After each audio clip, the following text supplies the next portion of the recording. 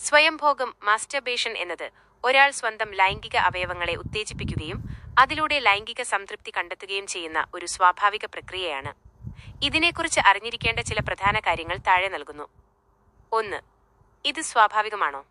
അതെ, പ്രായപൂർത്തിയായവരിലും കൗമാരക്കാരിലും കണ്ടുവരുന്ന തികച്ചും സ്വാഭാവികവും ആരോഗ്യകരവുമായ ഒരു ശീലമാണിത്. ലോകമെമ്പാടുമുള്ള ഭൂരിഭാഗം ആളുകളും ജീവിതത്തിന്റെ ഏതെങ്കിലും ഘട്ടത്തിൽ ഇത് ചെയ്യാറുണ്ട്. 2. ഗുണങ്ങൾ.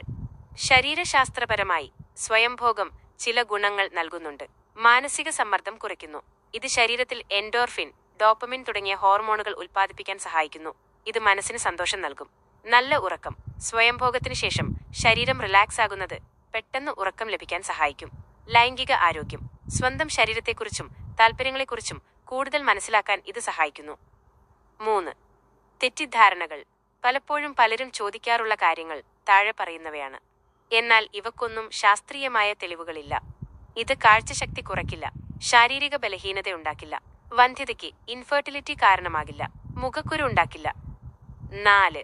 എപ്പോഴാണിത് ശ്രദ്ധിക്കേണ്ടത്? സ്വയംഭോഗം ഒരു പ്രശ്നമാകുന്നത് അത് നിങ്ങളുടെ ദൈനംദിന ജീവിതത്തെ ബാധിക്കുമ്പോഴാണ്.